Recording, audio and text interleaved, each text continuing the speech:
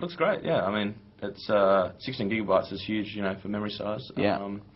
So yeah, if you haven't got a PSP already, I think it'd definitely be one to consider. No, They'll both be on sale at the same time, though, won't they? They're not phasing out the 3000. They're not phasing it out, no, because people still want to use UMDs. Yep. It's pretty bare bones. No video output, nothing like that. Just a power cable and USB. And that's it. All right. So the next part of the package really is to check out how you get games onto this thing. So we're going to dive onto the PlayStation Network, set this bad boy up, and start downloading some games. So we're into the PSP store now. If you've already got a PSN login ID, you can just use that and sign up as I did. Otherwise, you're going to have to set up an account, which takes, I guess, 10 minutes in my experience. So I'm just going into the latest section on the PSP store. See, we've got Pirates of the Caribbean at World's End, Morono Phantom Island game pack for Prinny, Can I Really Be the Hero? Some Gamescom trailers. Looks like you can download trailers, which is pretty cool. Let's just set up the Arctic Edge trailer, because we're going to be playing that in a sec.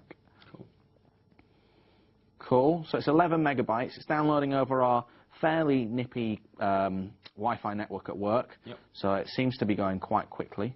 But there's no option to download in the background. It doesn't look like on the PlayStation 3. Yeah. So that's a bit of a shame. But hey, you can download videos, which is cool. Yeah, that's great. Let's just leave it running for the rest of its time. Do you think this is something that you'll do? Luke, you'll download videos for PSP? I do occasionally, yeah. Like when there's been some, you know, really cool kind of blockbuster trailers come out, you know, after E3 or Gamescom or something like that. It's usually the best way to view them is kind of on your console, I guess, in kind of HD or well SD in this case. But cool. So that was one of the Gamescom trailers there. Patapon full game.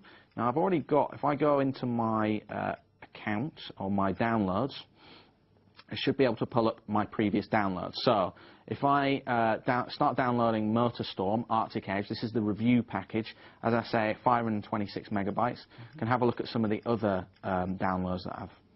Sure. And this is showing your PS3 downloads. These are my PS3 downloads. So yeah, you can see everything that I've downloaded. But I think from what I saw from the latest download there, it should say download. There we go. So there's Resistance Retribution as well there. That's 1,435 meg to give you an idea of size. It's about 3 times the size of MotorStorm. Yeah. Patapon 2 is 386 megabytes. So let's go for the review code at the top for MotorStorm and see how we get on with that. Okay. As I say, our Wi-Fi network is fairly fast. So hopefully it shouldn't take too long. Just as a comparison, I did download MotorStorm for this as well, for the PSP 3000. We're going to try both of them out side by side later so you can see how they stack up. But that took about 15 minutes. Yep. So we'll see how this compares. So we've installed MotorStorm Arctic Edge, which is out pretty soon for the PlayStation Portable. We've got a review copy, we should know. Luke's got it on the PSP 3000. He's setting up a wireless game. I'm going to jump into his game using the PSP Go, and then we're going to stack them up against each other to see how they fare.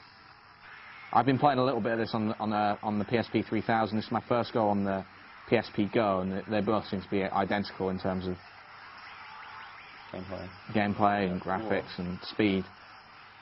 There's no slowdown on this at all, which is good. Other than that, I think that the screen is less shiny on the PSP Go. Yep. I think our camera is having more luck picking up the PSP Go screen. Is that right? And do we agree that because although it's the same amount of pixels, but the screen's a bit smaller, it looks a little bit crisper? I think it does look a little bit crisper on the PSP Go, yeah. One of the cool features of the PSP Go that we've noticed already is the fact that you can pause games if you want. So you can actually store the state that it was in and go and do something else on your PSP. On the PSP 3000, when you press the PlayStation button, all you can do is quit the game. But on here, you press pause, and what it does is it saves the status of that game as you were playing. So if you're mid-race, you need to break off and do something else important on your PSP, it saves that state. So we can go and watch the movie, or the video clip that we downloaded before from the PlayStation Store. Go to the video section. And then we've got the MotorStorm Arctic Edge trailer, which we downloaded, which looks pretty good. Yeah. So I can skip through that, watch that. Looks good. Then we quit out. And then I go back to my game, go resume game. It takes a few seconds to shut down and reload it again.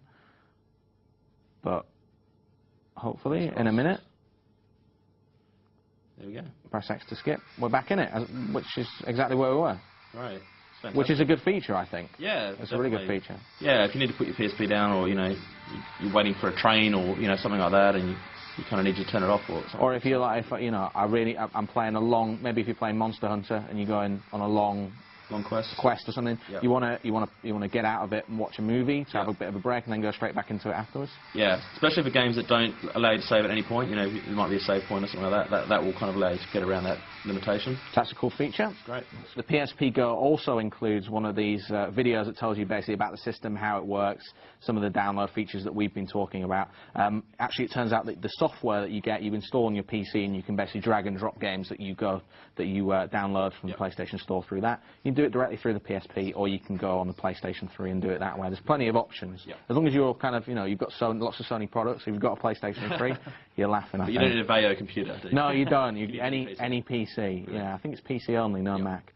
And just looking around the rest of the console, we can see we've got this lanyard hole here, if you want to use that, I guess, and the headphone socket on the bottom. It doesn't have that extra bit that allows you to do the video output on the PlayStation PSP 3000, but I think that might work with this new adapter here, this new feature. I've seen pictures of the dock that it sits in, and it will be able to output video, but we unfortunately don't have that cable at the moment. Cool.